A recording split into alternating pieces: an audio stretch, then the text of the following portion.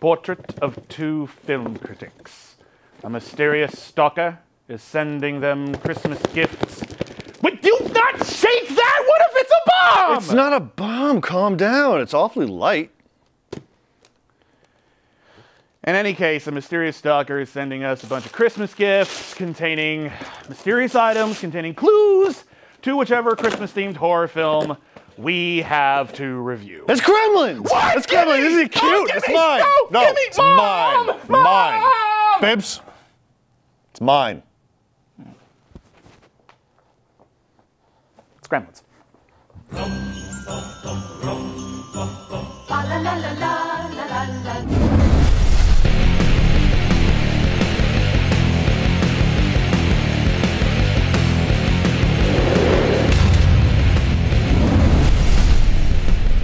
Hey everybody, this is William Bibbiani, film channel editor at CraveOnline. And I'm Brian Turek, the managing editor of SHOCKTILLYOUDROP.com. And welcome back to the 12 Days of Killmas, where Ryan and I are being sent one Christmas-themed horror movie after another, whether we like it or not. And today we are looking at Gremlins. Billy Peltzer is just an ordinary kid living in the town of Kingston Falls. His father comes home one day from a business trip and gives Billy an early Christmas present, a mogwai, just about the cutest little creature you could imagine. But one day, this mogwai, named Gizmo, gets wet and spawns a handful of others like him. Through a series of events, these mogwai turn into vicious creatures, then wreak havoc on the town of Kingston Falls, leaving Billy, his girlfriend, and Gizmo to try and stop them.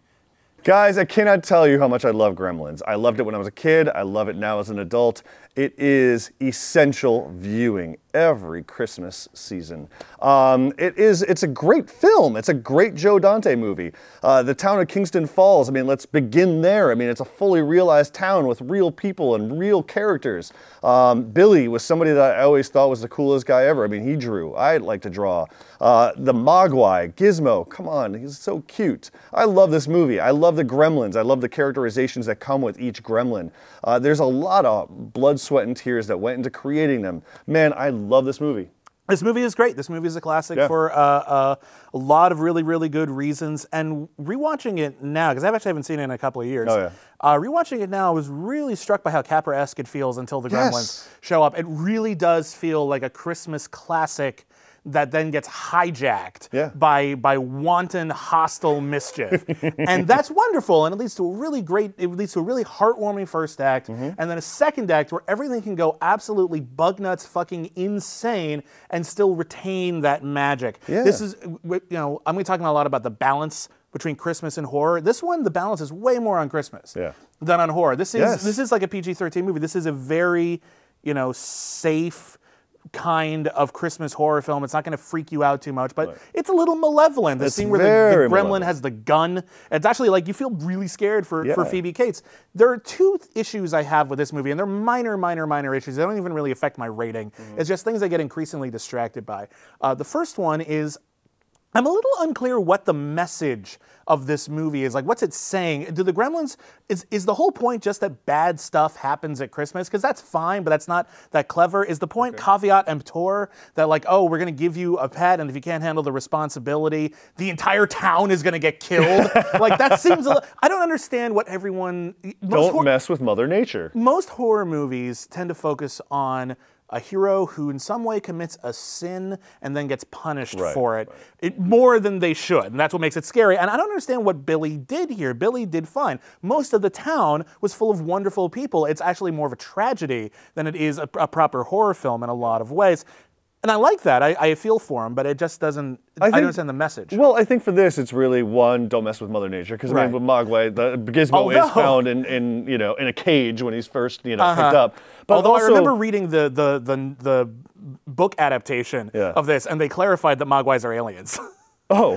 They actually just said Mogwais were created by, like, I'm trying to remember, like a kindly inventor from another planet who made this adorable creature. But then it turns out if you didn't follow these rules, it killed everyone. Oh, good to know. That's great to know. Well, knowing that, I will side with the fact that this is just really a coming-of-age story for Billy. I mean, you know, he's someone who works at a bank, you know, I mean, he's got to grow up, and this is his way of growing up and becoming a man. And it's as simple as that. It is simple as that. I mean, it really was Joe Dante's way to, you know, incorporate fun Looney Tunes antics. Yeah. Give us some great, you know, commentary on Christmas and the spirit of Christmas. I mean, Phoebe Cates' story about the Santa. Oh, I know. It is such a downer. And it comes in so late in the game that usually you would get that really early on just to establish the character and go, okay, this is who she is. Well, I like that it comes in late because it reminds you that the character is still important even after all the fun and games is going on. The other thing I get distracted by, though, in this movie is that the rules don't make any goddamn sense. How so? Okay, well, sunlight, fine. Sunlight kills them, fine. That's perfectly fine.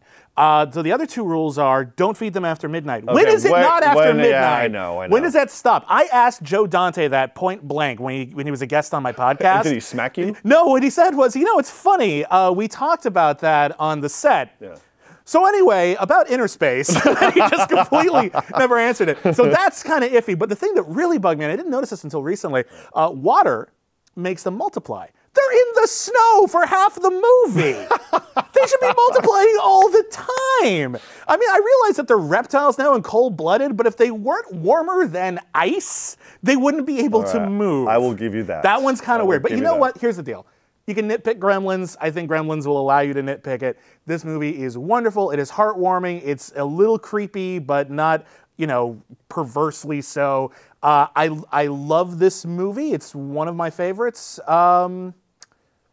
Yeah, 4.5 claws. Huh. 4.5 claws. Wow, okay. Well, from Mrs. Deagle to the biology professor that called his gremlin Earl, I love this movie. I love all of the details of it. I just love it. I think it's a great, terrific movie, and it's something really, like, anybody who doesn't like it, smack them for me, please. Because I'm giving this 5 claws. What? 5. Yeah. No, it's a Christmas classic, man. It's great. It is a Christmas classic. There's a couple of things I find distracting about it. It takes it down. I won't let that bother me. Takes it down half a notch. But and you know see what? Gremlins 2, too. Oh, Gremlins 2 is, I actually like Gremlins 2 better. That's the other reason why I bring this one down half. But hey, listen! The 12 Days of Killmas is going to continue. Eek! There will be more. There will be more Christmas-themed horror movies tomorrow. Which one will it be? I don't know. I don't know, but look under the tree, Bibbs. Oh, no. Anything there yet? No, there's nothing there yet. Oh, right. No, they come. The Christmas stalker comes at night after we're in bed. Yeah. I'm going to go snuggle up. All right, I'm going to bed. All right.